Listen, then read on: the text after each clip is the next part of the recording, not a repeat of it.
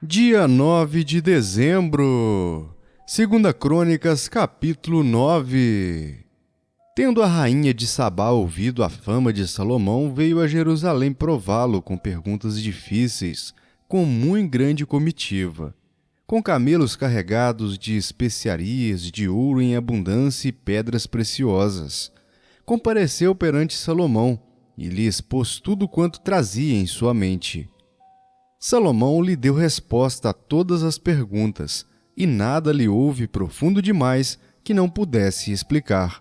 Vendo, pois, a rainha de Sabá a sabedoria de Salomão e a casa que edificara e a comida da sua mesa, o lugar dos seus oficiais, o serviço dos seus criados e os trajes deles, seus copeiros e os seus trajes e o holocausto que oferecia na casa do Senhor, ficou como fora de si e disse ao rei: Foi na verdade a palavra que a teu respeito ouvi na minha terra e a respeito da tua sabedoria.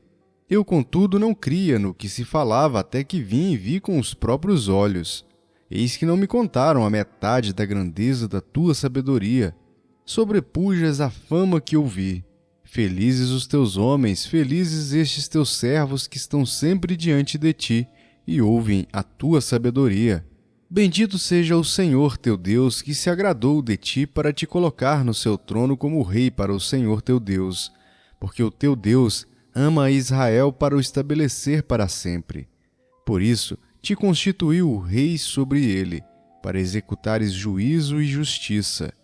Deu ela ao rei 120 talentos de ouro, especiarias em grande abundância e pedras preciosas, e nunca houve especiarias tais como as que a rainha de Sabá deu ao rei Salomão.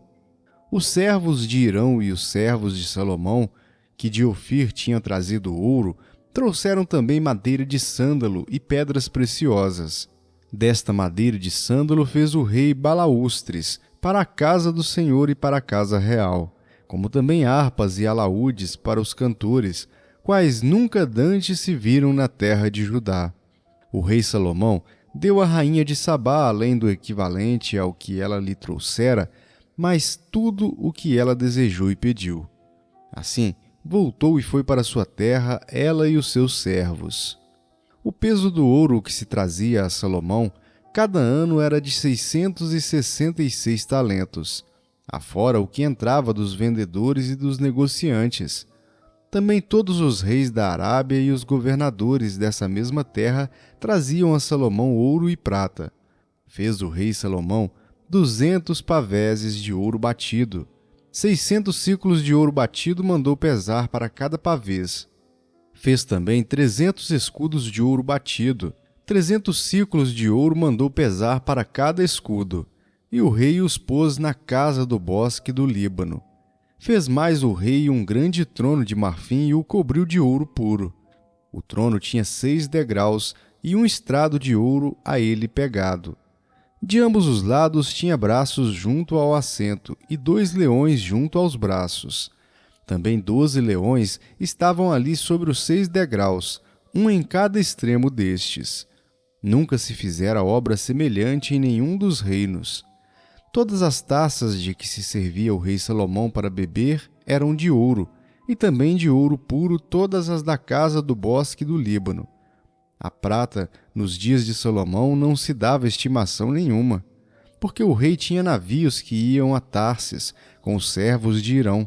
De 3 em 3 anos voltavam os navios de Tarsis, trazendo ouro e prata, marfim, bujos e pavões.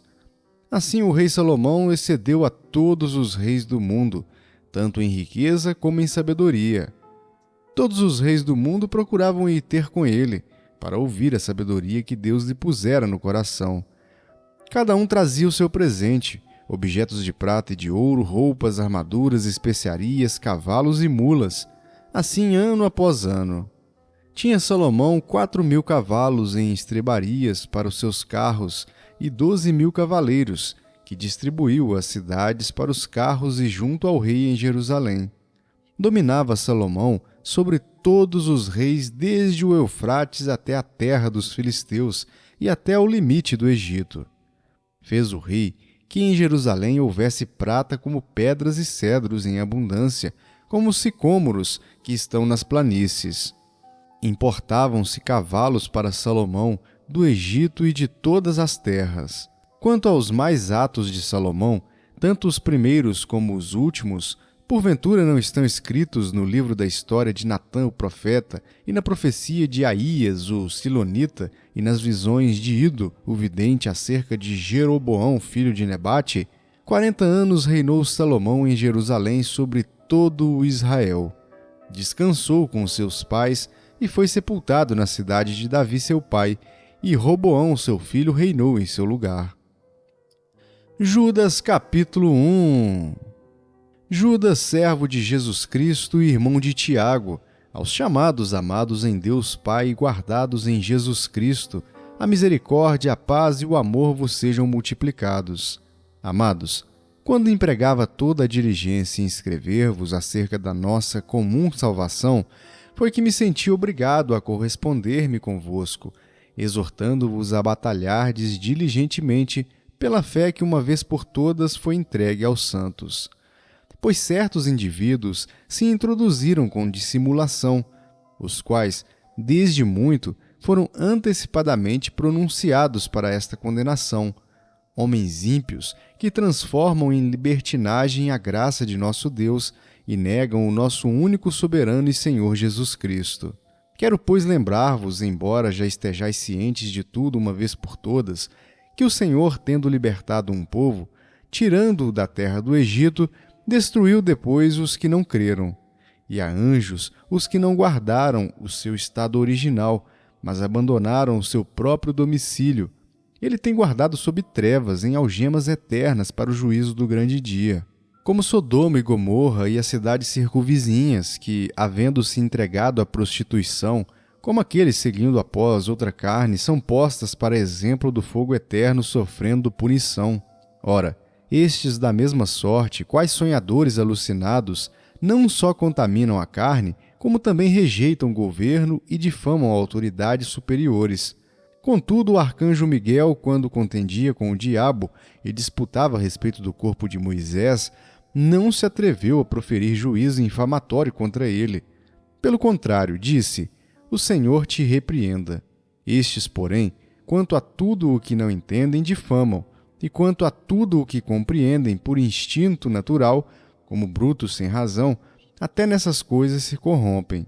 Ai deles, porque prosseguiram pelo caminho de Caim, e movidos de ganância, se precipitaram no erro de Balaão, e pereceram na revolta de Corá. Estes homens são como rochas submersas, em vossas festas de fraternidade, banqueteando-se juntos sem qualquer recato, pastores que a si mesmos se apacentam, nuvens sem água impelidas pelos ventos, árvores em plena estação dos frutos, destes desprovidas, duplamente mortas, desarraigadas, ondas bravias do mar que espumam as suas próprias sujidades, estrelas errantes para as quais tem sido guardada a negridão das trevas para sempre. Quanto a estes, foi que também profetizou Enoque, o 7º depois de Adão, dizendo: Eis que veio o Senhor entre suas santas miríades, para exercer juízo contra todos e para fazer convictos todos os ímpios, acerca de todas as obras ímpias que impiamente praticaram e acerca de todas as palavras insolentes que ímpios pecadores proferiram contra ele. Os tais são murmuradores, são descontentes, andando segundo as suas paixões. A sua boca vive propalando grandes arrogâncias. São aduladores dos outros por motivos interesseiros. Vós, porém, amados, lembrai-vos das palavras anteriormente proferidas pelos apóstolos de nosso Senhor Jesus Cristo, os quais vos diziam: no último tempo haverá escarnecedores, andando segundo as suas ímpias paixões. São estes os que promovem divisões sensuais que não têm o Espírito. Vós, porém, amados, edificando-vos na vossa fé santíssima, orando no Espírito Santo, guardai-vos no amor de Deus, esperando a misericórdia de nosso Senhor Jesus Cristo para a vida eterna. E compadecei-vos de alguns que estão na dúvida. Salvai-os, arrebatando-os do fogo. Quanto a outros, sede também compassivos em temor, detestando até a roupa contaminada pela carne. Ora, aquele que é poderoso para vos guardar de tropeços e para vos apresentar com exultação, imaculados diante da sua glória, ao único Deus, nosso Salvador, mediante Jesus Cristo, Senhor nosso, glória, majestade, império e soberania, antes de todas as eras e agora, e por todos os séculos. Amém.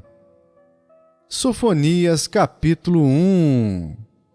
Palavra do Senhor que veio a Sofonias, filho de Cusi, filho de Gedalias, filho de Amarias, filho de Ezequias, nos dias de Josias, filho de Amon, rei de Judá. De fato, consumirei todas as coisas sobre a face da terra, diz o Senhor. Consumirei os homens e os animais, consumirei as aves do céu e os peixes do mar, e as ofensas com os perversos. E exterminarei os homens de sobre a face da terra, diz o Senhor. Estenderei a mão contra Judá e contra todos os habitantes de Jerusalém. Exterminarei deste lugar o resto de Baal, o nome dos ministrantes dos ídolos e seus sacerdotes, os que sobre os eirados adoram o exército do céu, e os que adoram ao Senhor e juram por ele e também por Milcom, os que deixam de seguir ao Senhor e os que não buscam o Senhor, nem perguntam por ele. Cala-te diante do Senhor Deus, porque o dia do Senhor está perto, pois o Senhor preparou o sacrifício e santificou os seus convidados. No dia do sacrifício do Senhor, hei de castigar os oficiais e os filhos do rei, e todos os que trajam vestiduras estrangeiras. Castigarei também naquele dia todos aqueles que sobem o pedestal dos ídolos e enchem de violência e engano a casa dos seus senhores.